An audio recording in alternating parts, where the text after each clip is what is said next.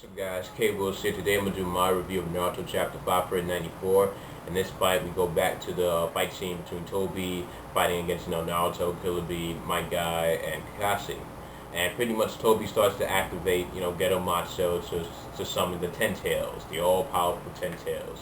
And at first, we hear the Eight Tails and Nine Tails talk about how Toby was able to get portions of their chakra from, the Eight Tails was that tentacle that was a substitution when Killer Bee was fighting Naruto, Sasuke, and then from the Nine Tails it was from Ginkaku, the Gold and Silver brothers, and Kurama explained that also how they, to Guy and everybody else, and pretty much then afterwards, Kurama takes control of Naruto.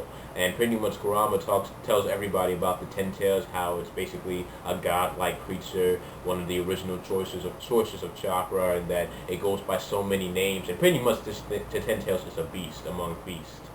And we also saw a little silhouette of the Ten Tails. I couldn't really make it clear of it. It was like it had this weird head shaped thing, like with like horns or something. And then you saw like the other Ten Tails. It was weird. Can't wait to see this thing because this thing is going to be a monster. But the thing is, Kurama wasn't really like all afraid of the Ten Tails because he said that it only had a small portion of the Eight Tails and his chakra. And he was like, because the Eight Tails, that's a lot of chakra, and the Nine Tails is the strongest among all the tail beasts. So he was basically worrying. He wasn't really worrying too much because the Ten Tails wasn't going to be complete, but still be a little powerful. But then Toby explains that he doesn't really mean to use it to like dominate that much. He's going to use the Ten Tails to activate his Moon Eye plan to cast that Infinite Tsukiyomi. And this has kind of threw me off a little bit because Toby's goal was the whole reason why he started the war was so that he can capture Killer Bee and Naruto, so that he can take their tail beast chakras away from them. However, now it's like Toby doesn't even want to get the chakras anymore, that he's going to use what the tail beast chakra that he has, and then pretty much just use the Ten Tails and activate his plan. And I'm kind of like thinking, that what was the whole point of the war? I mean, first of all, only like a day has passed in the war, and you're already just forgetting your main objective. And I think that's pretty weird that, Toby would do this. And I kind of said this in my old channel way back when, Naruto and Killer Bee, when they got freed, that like what was the point of the whole war if Toby's going to use a substitute for Killer Bee and Naruto? Like it didn't make any sense to me. I mean, unless that would be like a backup plan where you absolutely could not capture Naruto or Killer Bee. But I mean, come on, it's like only one day of war. It was pretty weird to me. And so pretty much Toby just explains about his plan, to rule the world and control everybody on the planet.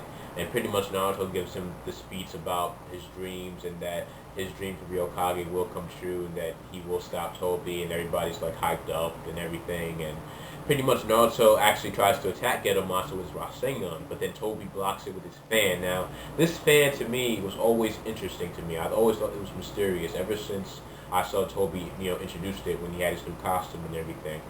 For some reason, that fan to me just stuck to me all the time. If it had any special abilities or anything like that, because it was able to block the Rasengan, and it's not any ordinary fan. It's actually Madaro's original fan that he would use, the war fan. But I don't know, there's things like that, like Geto Matsu, like the fan, and just different things always stick in my head just to see how, certain characters would use those weapons. But looks like Toby's gonna, he said basically, you're not gonna touch Geto Matsu. The Ten Tails is coming. You can't stop it. So it looks like we're really gonna get a fight with Toby and Naruto one-on-one.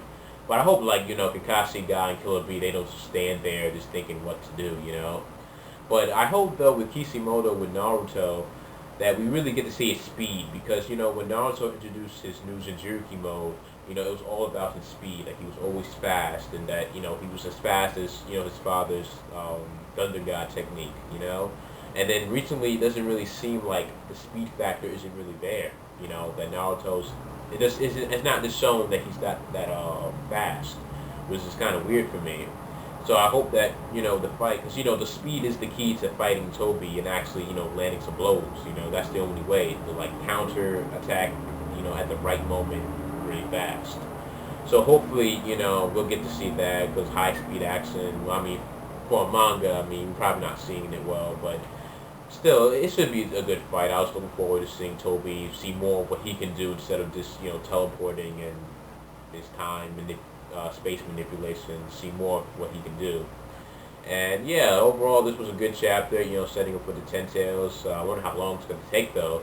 And also, the other allied forces, they need to hurry up because I mean, once the Ten Tails come, I mean, they need all the help they can get. Which is funny that it's taken them so long to actually find, Toby, Naruto and everybody else. I mean, shouldn't they found them by now or something? But they're probably gonna come at the last minute and you'll see somebody with a punch or Rock Lee will just run right in, leap Hurricane, and then that's when everybody attacks. I see that happening. But yeah, this was a good chapter overall. Can't wait to see the Ten Tails, Beast among Beasts, the God that everybody's been talking about. So thank you for watching this video. Please leave your thoughts below. And also, before I forget, important part I almost forgot.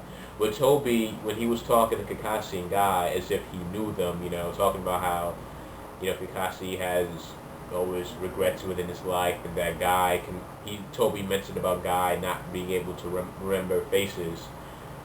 I don't think that it is Obito, but maybe it's somebody that Kakashi and Guy met in the past and they don't even know it, or perhaps they just knew information from like Kisame, like told Toby about, about Guy and certain weaknesses or whatnot. Because I mean, Toby's the type of villain to me that would exploit anything and use them against his enemies in battle, even if it's like a taunt or just knowing all his enemies. But I don't think that Toby is Obito just because of that, because he also talked about Guy, and it could be just information that he got. So that's my review there. Leave your thoughts below. What do you thought about the chapter, the Ten Tails, etc.